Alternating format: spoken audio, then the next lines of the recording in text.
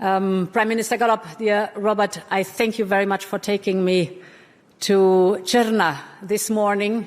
I had the opportunity to visit Črna, to be back in Slovenia, to the stunning beauty of Slovenia, but I was there last year, right after the devastating floods, an effect of climate change. We should not fool ourselves about that. It is something which we will see more often.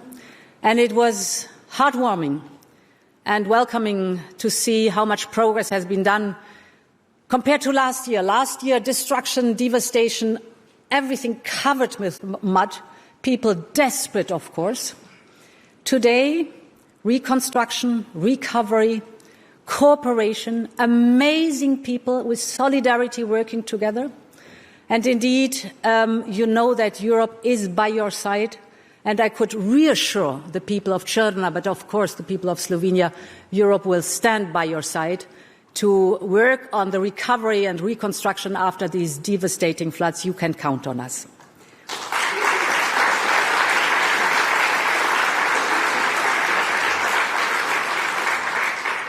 I'm very pleased to see here Prime Minister Plenković, my dear Andrej. Yes, please, please. All the Croatians in the room. Prime Minister Rama, dear Eddie, needs an applause. Prime Minister Vučević, we have not met personally so far, but we will soon have a bilateral. Excellencies, ladies and gentlemen, your applause first of all. This forum has become a tradition. And it is also a testament to Slovenia's global leadership. The same leadership that we all see in action this year through your work in the UN Security Council and the words of the Secretary General Guterres speak for themselves. You have been an honest broker in turbulent times. So congratulations to you, dear Robert, and to your Foreign Minister, Madam Fajon. You have made Slovenia stand out on the global stage. Congratulations to that.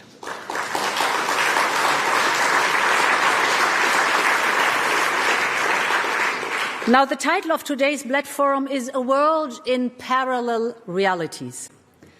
And yes, it is a sobering assessment of the new environment we live in. We've just heard it. This is a moment of fracture for the world. And one of the main fault lines has opened up right here on our continent. Russia has chosen to burn its bridges with its European neighbors by invading a peaceful country. Putin and his cronies have shown that they do not believe in a global order based on rules. They believe they can do anything they please within their so-called sphere of influence. And dear Yulia Navalnaya, we have not forgotten the fate of your brave husband, Alexei Navalny. They fought him.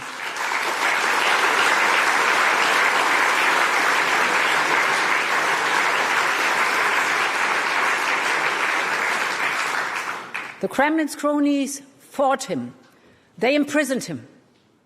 And ultimately, they killed him. But they cannot kill Alexei Navalny's dream of a free Russia because it lives in you, dear Yulia, and in so many others.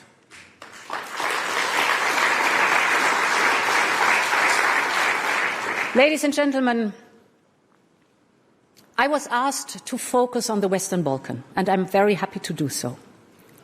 Throughout history, this region has often been a frontier between worlds, between East and West, between North and South. But its new generations have chosen a different path. They have chosen to be part of a common European family. They have chosen to travel, to trade together, to thrive together with their European neighbors. The current Russian leadership, living in the past, refuses to accept this simple reality. Whenever there's progress towards reconciliation and regional integration in the Western Balkans, the Kremlin tries to stir up old conflicts. Russia is constantly at work to sow division inside the Western Balkans and between the Western Balkans and the rest of Europe. But, ladies and gentlemen, the vast majority of people in the Western Balkans do not want fragmentation. They want integration, and that's what we must deliver for them. During the first mandate of the European Commission, enlargement has returned to the top of our political agenda. And let's be very clear. Russia's full-fledged war in Ukraine is for Europe a turning point like 1989. We live in a different world, and we are forced to rethink our policies and objectives. If making Europe economically competitive and capable of defending itself, if this is our fundamental objective, then I see the Western Balkans' integration in the European Union as critically important. In the age of geostrategic rivalries, a larger European Union gives us a stronger voice in the world. A bigger single market increases our competitiveness and our leverage as a trading partner. It gives us the tools to respond to blackmail and unfair competition. It gives us a greater common purchasing power. Enlargement is an investment in our collective strength and security. In other words, we want a strong, competitive, and secure Europe. Well, this includes the Western Balkans as well as Ukraine and Moldova in our European Union, and all those whose European aspirations are matched by their deeds. And this is why we have instilled new life into the enlargement process. We have started accession talks with Albania and North Macedonia. We started accession talks with Ukraine and Moldova. Bosnia and Herzegovina can be next in line.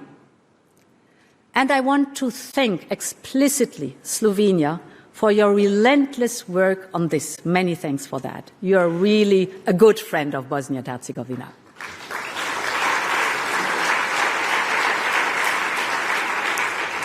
And it was this strategic reasoning that urged us to rethink our enlargement strategies and to come with the idea of a gradual integration. Exactly 1 year ago, we launched the new growth plan for the Western Balkans, and this work is beginning to show results. And let's pause for a moment and celebrate these achievements, of which you, the Western Balkan leaders, should rightfully be very proud of. Tirana is Europe's fastest growing airport.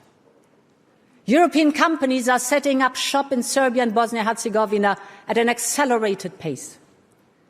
Kosovo's economic reforms have been heralded by the IMF and are generating economic benefits. North Macedonia's investments in infrastructure are a source of inspiration. Montenegro has just seen its credit rating upgraded on the back of its sound policies. By the end of the year, 3 of you could already join our single euro payment area, and this will generate savings of over 500 million euros every year once you are all in. Dear friends, it's not even a year since we formulated this objective. Now it's an emerging reality. I think you can be so proud of it. Congratulations to that work.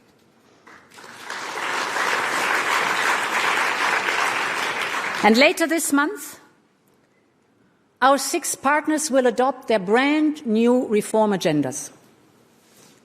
They have identified some far-reaching and often overdue reforms, ranging from justice reform to the fight against organised crime, from public procurement to electricity market integration. These new reform agendas are linked to €6 billion in European investment. Every reform will unlock new investment. So this growth plan is basically the same model as our own recovery plan. You know it, Next Generation EU. The principle is reform gets investment. And when all these reforms will be completed, each partner will receive roughly as much aid per person as the Western Balkans would under the European Union's cohesion policy. This is a huge step forward. And why is it so important? It is important because the European Union is in the process of reinventing itself in the new geopolitical context. And we want our Western Balkan partners to be active participants in the conversation on the future of the European Union. And as we have many friends here today from our candidate countries in the audience, let me be very clear. I want our work to speed up even more. In the next Commission, enlargement must be a full-time job that allows undivided attention. And this is why I will appoint a dedicated Commissioner for Enlargement. Let's write history together.